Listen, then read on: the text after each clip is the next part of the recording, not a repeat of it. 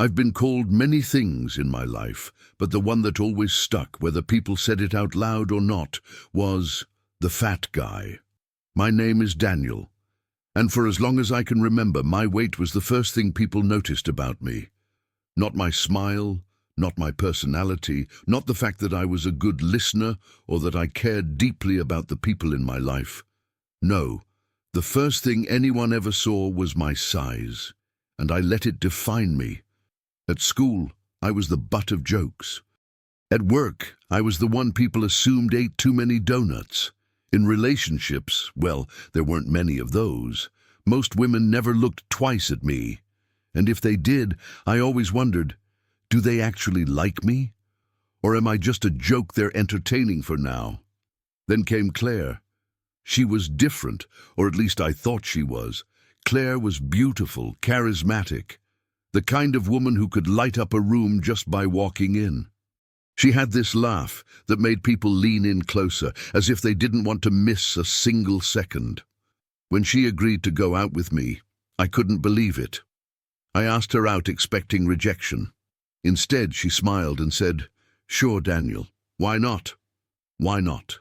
Those two words echoed in my head for weeks. I convinced myself she must have seen something in me, my humor, my loyalty, maybe even my heart.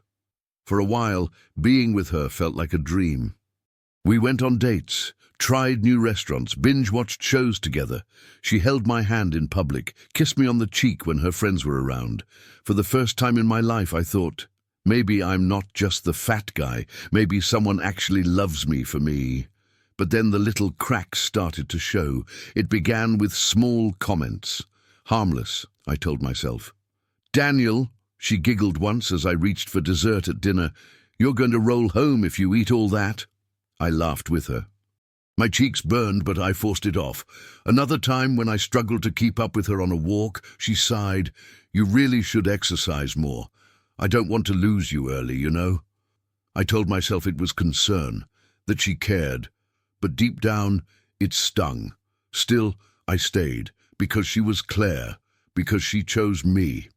Then came the night that would change everything. It was a Saturday. One of Claire's college friends was throwing a party to celebrate a promotion. Claire begged me to go. "I don't know, Claire," I said, pulling at my shirt in the mirror. "You know I hate those things." She hugged me from behind, her perfume filling my nose. "Come on, Daniel, it'll be fun. Everyone loves you. You're hilarious. Please, for me." I sighed. I could never say no to her. So I went. I put on the shirt that was one size too small, but the best I had, and I followed Claire into a house already buzzing with music, laughter, and strangers. From the moment we stepped in, I felt out of place. Claire thrived. Hugging friends, chatting effortlessly, moving from group to group like she was the queen of the night. Me? I stood awkwardly by her side, shaking hands with people who barely looked at me before their eyes snapped back to her.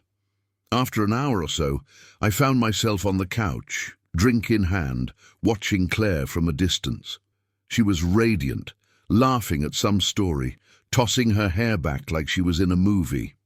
I told myself I was lucky. I told myself I didn't deserve her, but somehow had her anyway. Then it happened. One of her friends, a tall, athletic guy I didn't know, pointed at us and joked loudly, "Claire, how did you end up with him?" The group erupted in laughter. My stomach clenched. I waited for Claire to defend me, to say something kind, to brush it off. Instead, she smirked. "Oh, Daniel," she said, her voice carrying far too easily over the music. "He's like my big teddy bear. Sure, he's not exactly athletic, but hey, he's sweet." The laughter grew. I swallowed hard, forcing a smile. "It's just a joke," I told myself. She didn't mean it. But then she added, "Honestly, bringing him to parties makes me look even hotter. Like standing next to him. I mean, who wouldn't think I'm the catch?" The room exploded. People laughed, pointed, nudged each other. Someone shouted, "Savage!" and the laughter doubled. My heart sank. I sat frozen, every nerve on fire, my face burning hotter than ever. My hands shook around the glass I was holding. I heard someone clap my shoulder. "Don't take it personally, man. She's just joking." But it wasn't a joke, not to me. I stood up, muttered something about needing air, and pushed my way outside. The backyard was quiet compared to the chaos inside. I leaned against the fence, staring at the ground, trying to blink back the tears, stinging my eyes. My mind replayed her words over and over. "Makes me look hotter, a teddy bear. How did you end up with him? Was that how she really saw me? Just a prop, just the fat guy who made her shine brighter?" I pulled out my phone, thought about calling someone, anyone, but who would I call? Who would understand? I didn't even understand. I don't know how long I stood there before I heard the click of heels on the pavement. Claire appeared, her drink in hand, looking perfectly at ease. "There you are," she said lightly. "Why are you sulking out here?" I turned to her, disbelief all over my face. "Claire, do you even realize what you said in there?" She blinked. "What? Oh, come on, Daniel. Don't be so sensitive. Everyone was laughing. It was funny." "Funny?" My voice cracked. "You humiliated me in front of everyone. Do you have any idea how that felt?" She rolled her eyes. "God, Daniel, you always make everything such a big deal. If you can't handle a little teasing, maybe you shouldn't come to parties." Her words hit me like a punch. I stared at her, and for the first time, I really saw her. Not the beautiful, charismatic woman I thought loved me, but someone who saw me as less. Someone who enjoyed tearing me down because it made her feel bigger. "I can't do this," I whispered. Her eyebrows shot up. "What are you talking about?" "I can't be with someone who treats me like I'm a joke." "I thought you cared about me, Claire, but you don't. You just use me to make yourself look good." For a moment, just a moment, I thought I saw guilt flicker in her eyes. But then it was gone, replaced by that same cold smirk. "Fine," she said flatly. "If you can't handle me, maybe you're right. Maybe this isn't working." She turned and walked back inside, leaving me standing in the cold night air, broken. That was the moment everything changed. I walked home alone, my chest tight, my eyes burning, my mind spinning. For years I had accepted being the fat guy, the background character, the punchline. But that night I realized something. I wasn't just the fat guy. I was the guy who let people treat me like I didn't matter. And I was done. The night after the party, I lay in bed staring at the ceiling, my chest heavy, my mind spinning in circles. Every time I closed my eyes, I heard Claire's voice again, clear as if she were whispering in my ear. "Honestly, bringing him to parties makes me look even hotter." Her laugh, the laughter of everyone else, the way their eyes had darted between us like I was some pathetic joke they all agreed on. I couldn't sleep. I couldn't think of anything but those words. For days afterward, I went through life like a ghost. I woke up, dragged myself to work, came home, ate whatever I could find, and collapsed on the couch. I barely answered my phone. I ignored texts. I didn't want anyone to see me, to ask questions, to remind me of what I already couldn't forget. I told myself it didn't matter, that Claire had shown me who she really was, that walking away was the right choice, and it was. But that didn't make the pain any easier, because behind all that anger was something darker. Shame. Shame that I had let her talk to me like that. Shame that I had laughed off her jokes for months. Shame that I had believed, even for a moment, that someone like Claire could ever truly love someone like me. I hated looking in the mirror. Every time I did, I saw exactly what she saw, the fat guy. It was Luke who finally broke through the fog. Luke had been my best friend since high school. Unlike most people, he never treated me like a sidekick or a punchline. He was tall, athletic, the kind of guy girls noticed immediately, but he never let that get between us. If anything, he always defended me when people made comments about my weight. I had ignored his calls for nearly a week. Finally, one evening, he showed up at my apartment door. "Daniel," he said the moment I opened the door, his expression firm. Enough hiding. What the hell is going on?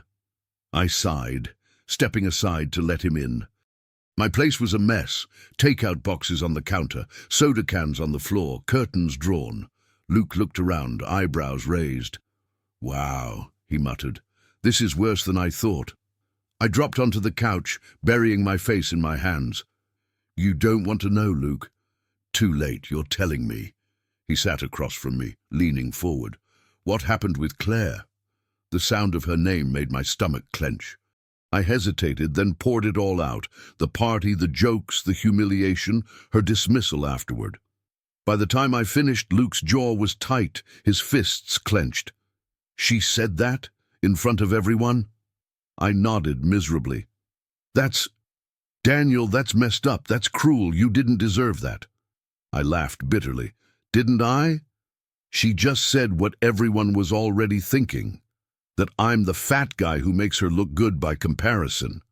Luke slammed his hand on the table, making me jump. No. Don't you dare believe that. You've got the biggest heart of anyone I know. You're smart, loyal, funny as hell. And yeah, okay, you've got some extra weight, but that doesn't define you unless you let it. I stared at him, tears stinging my eyes. But it does define me. Everyone sees it first. Everyone laughs behind my back. She just said it out loud. Luke shook his head. So what? Screw them. You can change. If you're not happy, do something about it. Don't let Claire's cruelty be the story of your life. His words hit me like a spark. A tiny flame flickered inside me. Change. Could I really change? The next day, I woke up with his words still echoing in my head.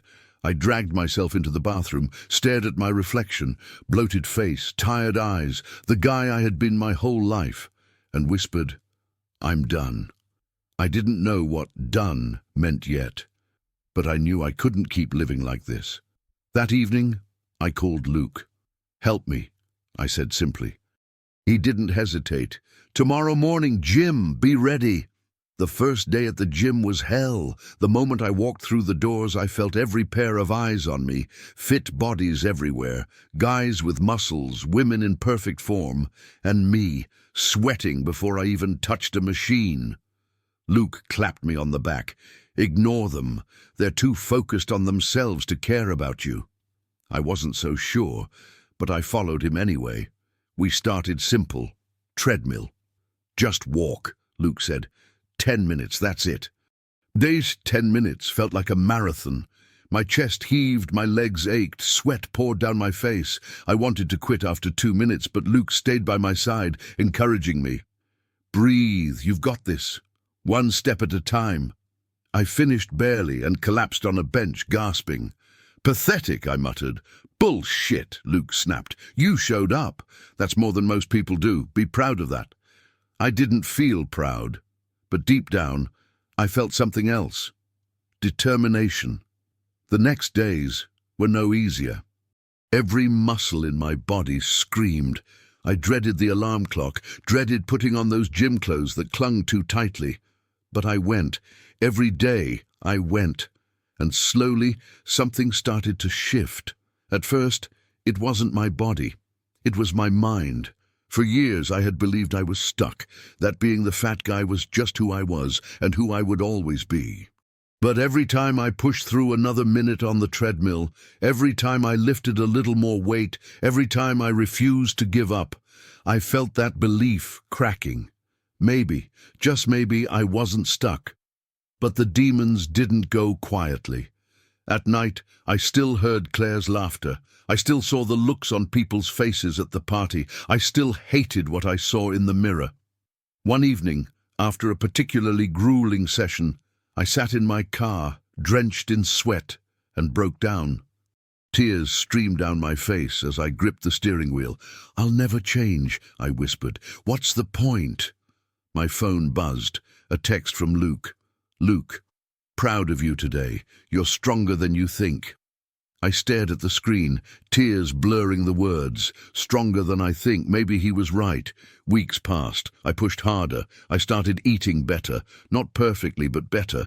I drank more water, cut back on the junk, forced myself to cook, and one morning something incredible happened. I looked in the mirror, and for the first time in years, I noticed a difference. My face looked slightly slimmer, my shirt felt a little looser. It was small, almost unnoticeable to anyone else, but to me, it was huge. I smiled. A real smile. That spark inside me grew. By the end of 2 months, I had lost weight, not all of it, but enough that people started to notice. "Looking good, man," a co-worker said casually. "You've been working out, huh?" another remarked. Each comment fueled me more. And through it all, I thought of Claire.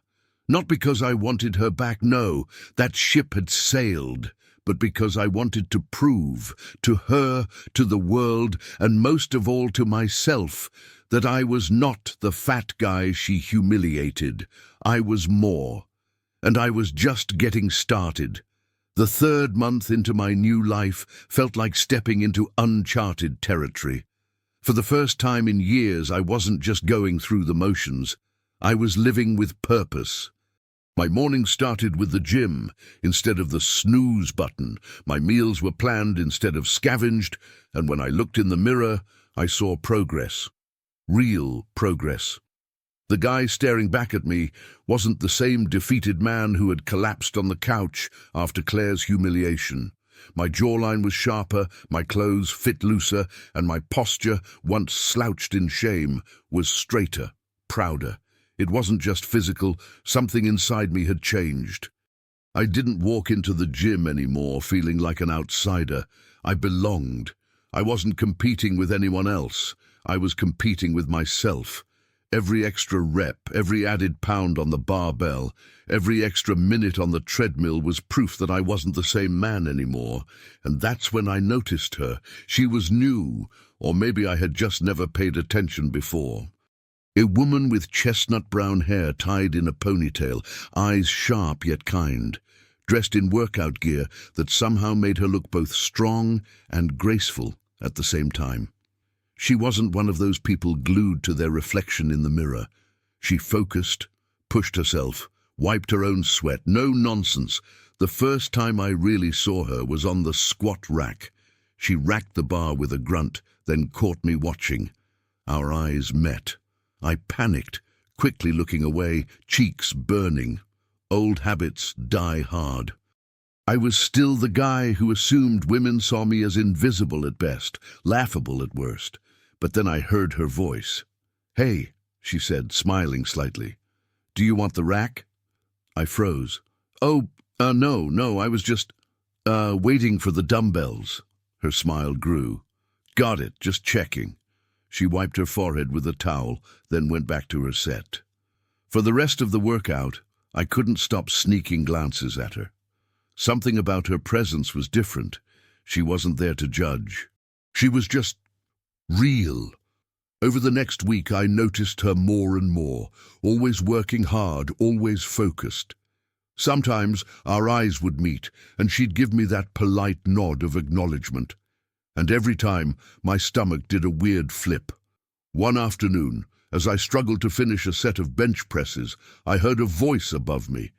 "You've got 2 more in you. Come on." It was her. She stood near the rack, arms crossed, encouraging me. My arms trembled, sweat dripping down my face. "I can't." "Yes, you can. Push." Something about her tone, firm, confident, lit a fire inside me. I clenched my teeth and pushed. 1 rep, then another.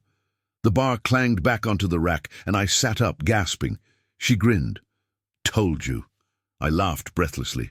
Guess I needed a coach. She extended her hand. "Isabel." I wiped my palm on my shorts before shaking her hand. "Daniel." "Nice to meet you, Daniel. You've been consistent here, huh? I see you almost every day." Her words stunned me. She'd noticed me. "Yeah," I said, trying to sound casual, trying to change things up. "Well," she said with a nod, "you're doing great. Keep at it." And just like that, she walked away, leaving me staring after her like an idiot. From that day on, our interactions grew. At first it was small talk, need this machine or how many sets left, but soon it became more. She started spotting me during lifts. We'd laugh about how sore we were after certain workouts. She teased me when I complained about cardio, and I'd joke about her insane squat numbers, and beneath it all, something deeper was forming. One evening, after we both finished, we found ourselves walking out of the gym together. The sun was setting, painting the sky orange. "So," she asked, "what got you into all this? You've got the look of a guy on a mission." I hesitated. The truth felt heavy on my tongue. But for some reason, I didn't want to lie to her. "I got hurt," I admitted. "Someone I trusted humiliated me, and I decided I didn't want to feel that powerless again. So here I am." She looked at me quietly, then nodded. "I get it. Pain can be a hell of a motivator." "You?" I asked. She smiled faintly. "Divorce, ugly one. Spent a long time feeling small. Jim helped me remember I'm stronger than I thought." Our eyes met, and for a moment, I felt something electric pass between us. Not pity, not judgment. Understanding. Days turned into weeks. Our bond deepened. Sometimes we'd grab a protein shake together after workouts. Sometimes she'd text me a new routine to try. Other times we just talked about music, movies, life. With Isabel, I didn't feel like the fat guy. I didn't feel like a project or a joke. I just felt me. And that was enough. One evening, after another long workout, we sat in the parking lot, sipping shakes. "You've changed a lot since I met you," she said suddenly. I laughed. "Physically, yeah. Still a long way to go, though." She shook her head. "Not just physically. You carry yourself differently now, more confident, like you know your worth." Her words sank deep. For years, I had been defined by shame.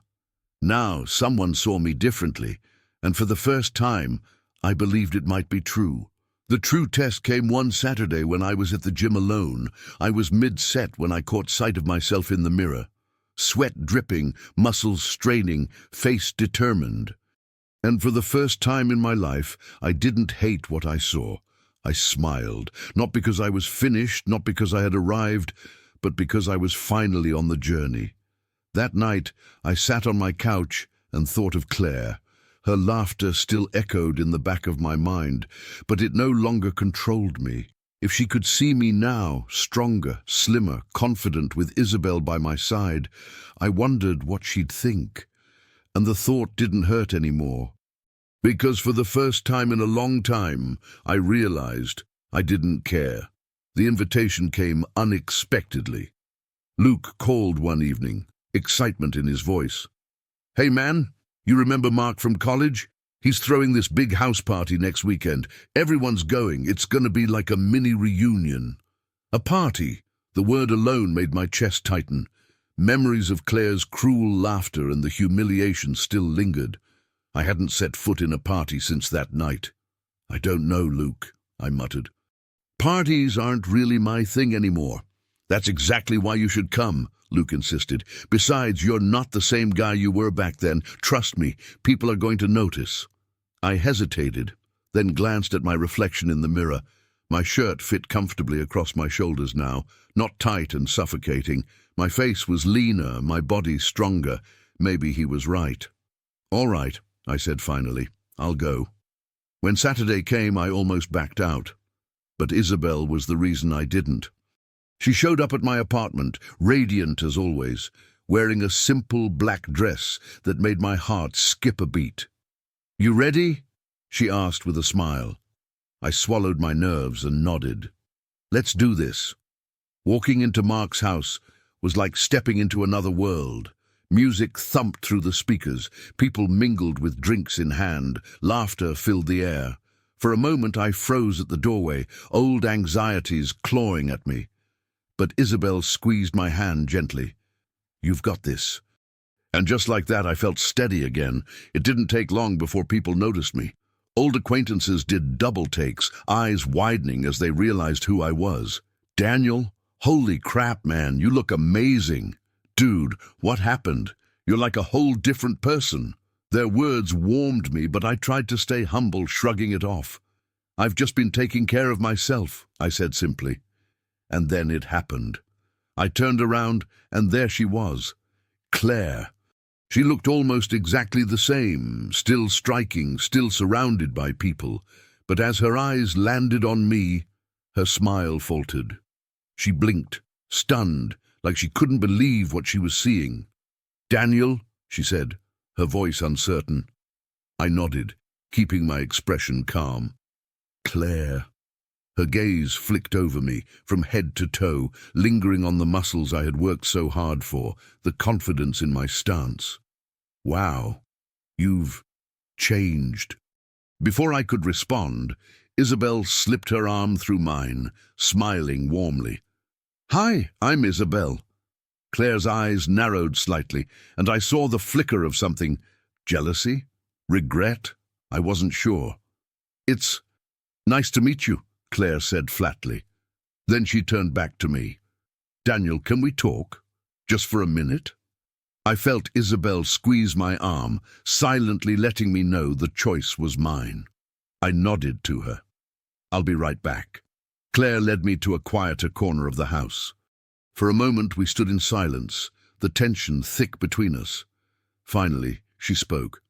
"Listen, about that night. The party.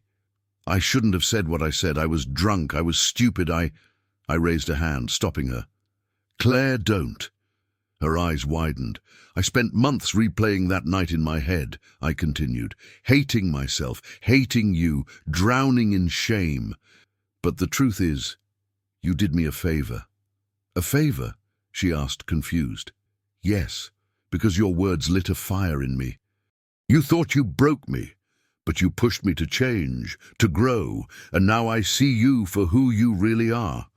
Her lips parted, like she wanted to argue, but I didn't let her. "You humiliated me in front of everyone, Claire. Not because of who I was, but because of who you are. And now, I don't need your apology. I don't need your approval. I don't need you." For the first time, she had no comeback, no smirk, no laugh, just silence. I turned and walked away, my heart lighter with every step. Back with Isabel, I felt her hand slip into mine. "Everything okay?" she asked gently. I smiled. "Better than okay." We spent the rest of the night talking, laughing, enjoying ourselves. People came up to me, congratulating me on my transformation, but none of it mattered compared to the way Isabel looked at me, with pride, with respect, with genuine care. At one point, as the music slowed and couples began to dance, she tugged me toward the floor. "I don't dance," I protested weakly. She laughed. "Then just move with me." So I did. Awkward at first, but then, as I held her close, everything else faded away. The noise, the lights, the ghosts of the past. All I felt was her, steady and real in my arms. And in that moment, I realized I had found something I never thought I would. Someone who saw me not for what I had been, but for who I truly was. Later that night, as we walked out into the cool air, Isabel looked at me with a smile. "You handled that with a lot of grace," she said.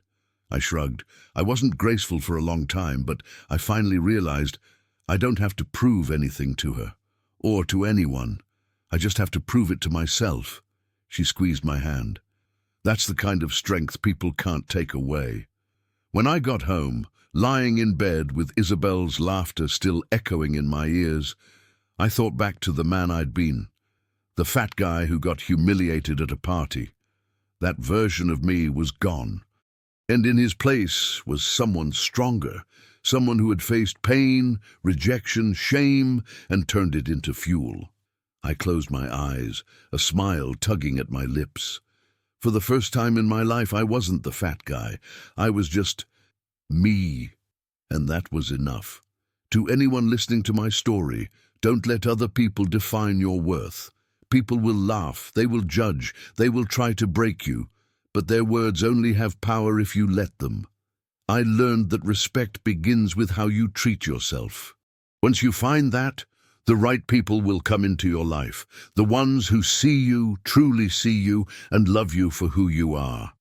Claire thought she humiliated me, but in reality, she set me free. If this story resonated with you, don't forget to like this video, subscribe to Emotional Life Tales, and share it with someone who might need the reminder that change is possible.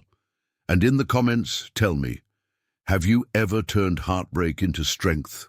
Your story might inspire someone else.